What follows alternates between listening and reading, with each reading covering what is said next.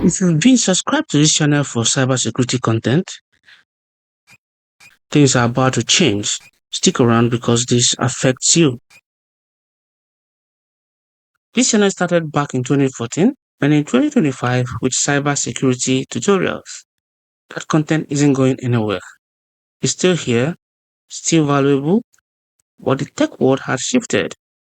AI is now part of everything: creative work, editing, design, even how we approach security itself.